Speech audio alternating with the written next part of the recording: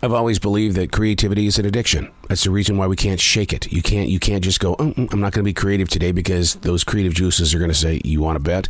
Because you have to understand what creativity is. It's not just doing your job. It's not just putting stuff on a canvas or writing a new song. In every thought that you create, creativity is present. Now, what are you going to do with it? Unplugged, because we will always say yes to creativity, totally uncut, because we all make mistakes, so turn it into a tool. This is Arroe Unplugged. Stream thinking isn't anything new to me, because in order for me to be an on-air radio talent and to basically speak what is happening in the moment of now, I had to learn how to train that muscle very early in my career.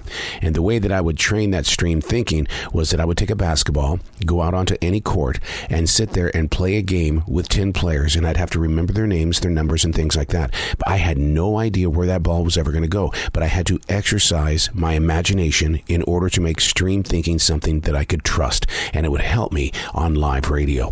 Stream thinking, it's an exercise that, it puts you in the power of what is called the now, and it helps you learn how to trust the free-form writing skills. The way you do it is, nowadays, as a writer, one page, you give yourself 10 minutes to write, absolutely no editing whatsoever. Put that perfectionist away. And then we come back and we talk about it in the end. It's owning your own leadership, the power of now. This is stream thinking. Today we're reading from January 22nd, 2022. I was being challenged, and the challenge seemed to be increasing more than improving. Being a team leader with years of strict rules and procedures, now placed in a post-COVID-19 lockdown world, where the working mindset is set on just being present. I'm just here. What do you want from me? I'm just here. See, I grip the reins of compassion very tightly. I want every player on my team to be present with open-mindedness, but it can't be seen as, that guy. You don't want to be that evil stepfather figure that come with anything that looks like a command. Don't say, don't do this and don't do that.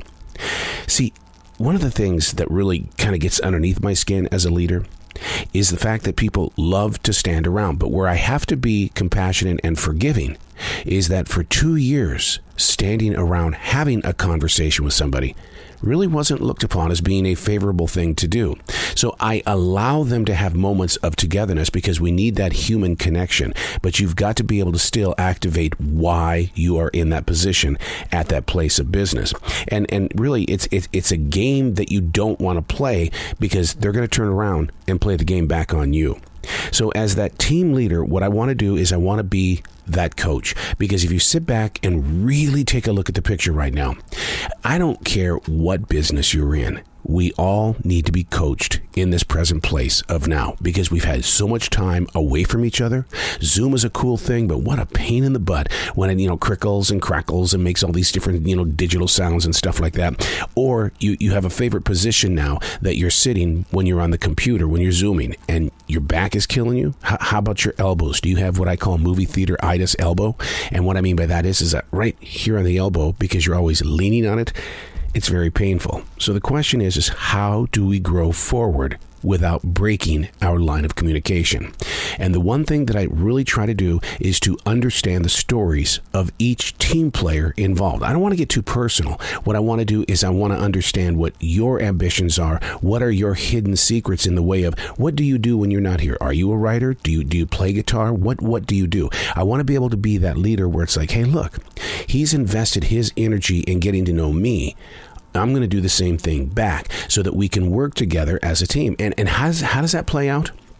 Yesterday, Super Bowl Sunday, we had way too many people in the building. I mean, to the point of it was our biggest successful day ever since we reopened the store in January of 2021. Never once did anyone on that team falter.